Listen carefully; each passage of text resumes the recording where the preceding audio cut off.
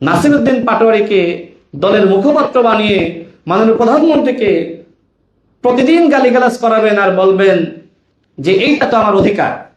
তো গালিগালাজ যদি আপনার অধিকার হয় তাহলে ওই এলাকার মানুষের ক্ষুব্ধতা প্রকাশ করাও তার অধিকার।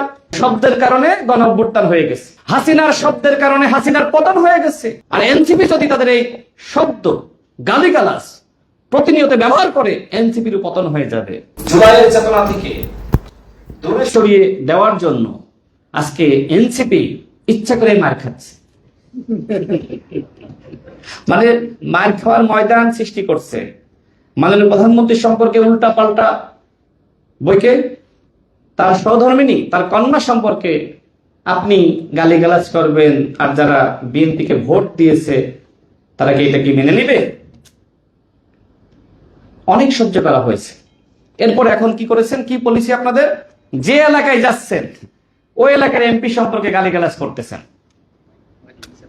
শুধুমাত্র ওই এলাকার এমপিকে বিএনপির লোকজন ভোট দিয়ে নির্বাচিত করেছে, সাধারণ জনগণ আছে না, তারা ক্ষুব্ধ হচ্ছে এবং এই ক্ষুব্ধতার বহিঃপ্রকাশ আমরা এখন লক্ষ্য করছি, যেটি আমরা প্রত্যাশা করছি না। কিন্তু বিএনপির পক্ষে কি সবাইকে থামানো সম্ভব?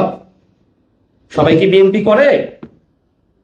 আপনারা বিভিন্ন এলাকায় যাচ্ছেন, গালিগালাজ করছেন, ওই এলাকার মানুষজন ক্ষুব্ধ হচ্ছে এবং এই ক্ষুব্ধতা কিভাবে আপনারা নিবারণ করবেন সেই দায়িত্ব আপনাদেরকে নিতে হবে। ফালতু এবং গালিগালাজের রাজনীতি বন্ধ করেন।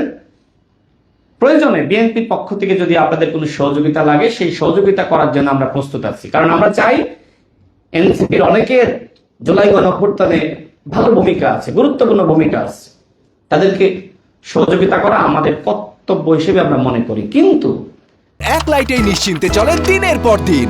Walton emergency bulb, the best emergency bulb.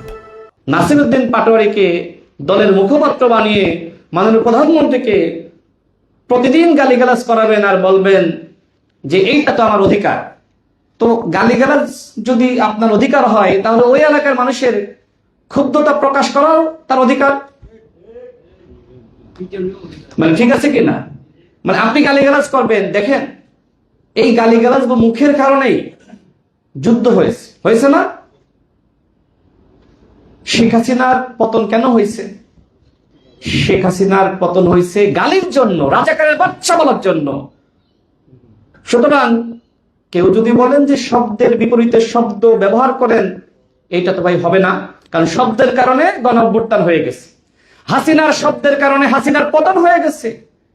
R NCP যদি তাদের এই শব্দ গালিগালাজ প্রতিনিয়ত ব্যবহার করে, এনসিপির পতন হয়ে যাবে। আমি এর আগে বলেছিলাম যে বিরোধী দলের পতন হচ্ছে, অনেকে বিশ্বাস করছিল না। দেখেন নাই নির্বাচনের পরে একের পর এক কিভাবে পতন শুরু হয়েছে।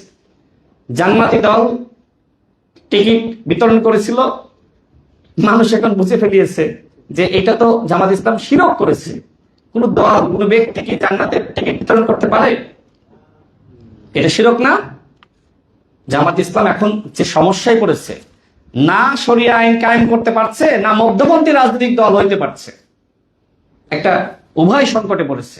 তো জামাত ইসলামকে বলবো যে জামাতের সাথে এখন ইসলামী এই শব্দটা মানায় না, শুধু জামাত নামে এখন রাজনীতি করেন,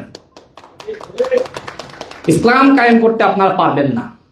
এবং এই ইসলাম শব্দটা দলের নামের সাথে রেখে আপনারা জনগণের সাথে মুনাফিকি করতেছেন। দেখেন, একটা ইসলামিক দল যদি বাংলাদেশে প্রকৃতপক্ষে শরিয়া আইন কায়েম করতে চায়, এই অধিকার তার আছে, সংবিধান তাকে এই চর্চার অধিকার দিয়েছে। যারা বাংলাদেশে ইসলামিক দল আছে, যারা প্রকৃতপক্ষে শরিয়া আইন কায়েম করতে চায়, আমি তাদেরকে সাধুবাদ জানাই, এই অধিকার তার আছে। কিন্তু আমাদের যাদের ধর্ম ইসলাম, এই ইসলামকে পণ্য হিসেবে যারা বিক্রি করতে চায়, মুনাফিকি করতে চায়, আমরা কি সেটা মানতে পারি, গ্রহণ করতে পারি? জনগণ কিন্তু তার দাঁত ভাঙা জবাব দেবে।